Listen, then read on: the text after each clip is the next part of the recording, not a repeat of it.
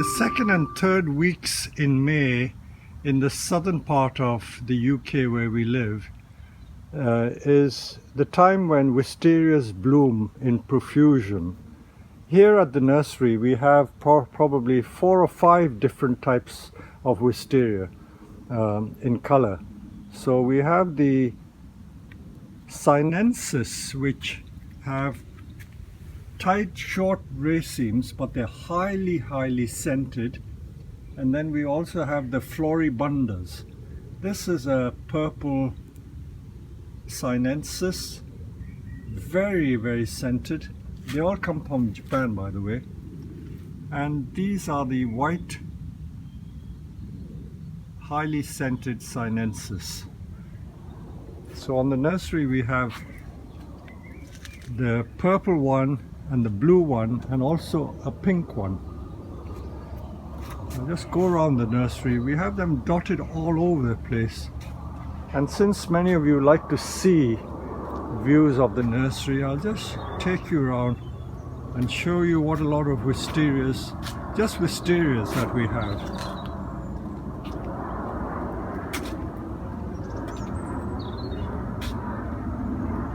Unfortunately, most flowering plants only show the flowers for about a fortnight, and after about a fortnight the flowers are gone, so they don't last long.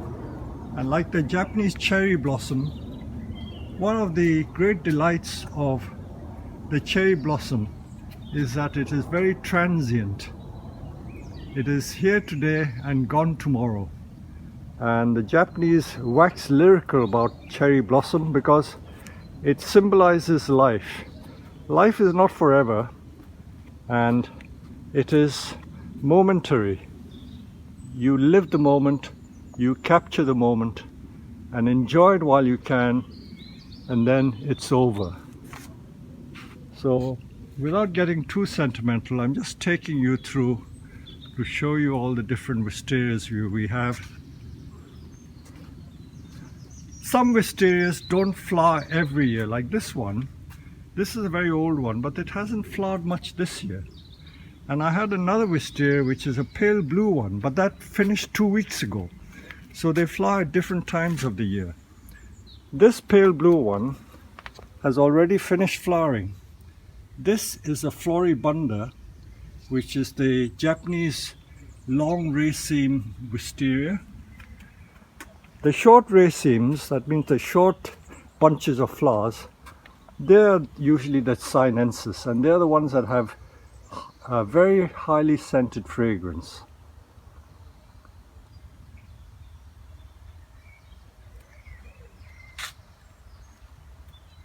And for those of you who don't know how to distinguish between sinensis and floribunda, sinensis is the Chinese wisteria, and floribunda is the Japanese wisteria. The Chinese wisteria has tendrils which wind themselves anti-clockwise, and the Japanese wisteria, I believe, has tendrils that wind themselves clockwise. Or did I say the right thing? Chinese ones are anti-clockwise, and the Japanese wisteria, floribunda, is clockwise. I will now walk you to our fields, and I have a huge white wisteria which is planted over the waterfall. This is another Japanese floribunda that's trained almost in formal upright style, and the flowers are at its peak. In fact, it's about to shed all the petals. So this has been in bloom for about 10 days. It's got another 4 or 5 days left before all the flowers drop. And then I will move on to a very old pink wisteria that we have. I think I've shown the flowers before. This is a pink wisteria. The Japanese sometimes call it Beni Fuji. Fuji, by the way, is the Japanese term for the wisteria, and this is a pink one. And when you compare it with the other wisterias, which are either purple or blue, this is distinctly pink, but we don't call it pink. So this is a rather rare one. I will now walk you to our garden area where I will show you a huge wisteria that has been climbing up the trees, and it's just coming into bloom. It's a white wisteria, but because all the white wisterias are grafted onto the ordinary blue wisteria, wild wisteria rootstock, this particular wisteria has both blue and the white flowers on the same tree, because the suckers have taken over somewhat, and you will get a mixture of blue and white. In this instance, the blue ones flower first, and then afterwards the white flowers will come. Now the timing is a bit different. See, these white blooms are very long. I've sometimes seen the blooms as long as 2 feet in length, and it's not as deeply scented as the Chinese sinensis white, but it's a spectacular tree anyway. You can see the bunches of flowers just starting to bloom. So this was a bonsai. It was only about 6 inches tall when I planted it. It was a Japanese plant, and we planted it as a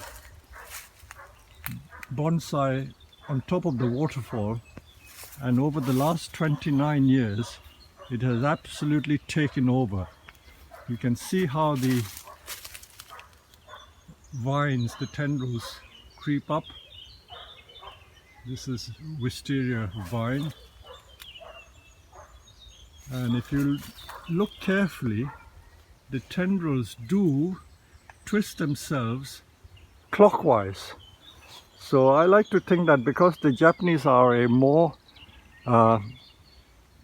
ordered people, the Japanese wisteria goes clockwise. That's the way I remember it. These are all the young wisteria shoots, just to show you how wisteria grows if they're left to grow as a normal creeping plant. See, this wisteria has taken over the cherry tree, and in fact it may kill the cherry tree because it will strangle it. Look at the vines. These vines climb up the tree, and this is wisteria growing absolutely wild.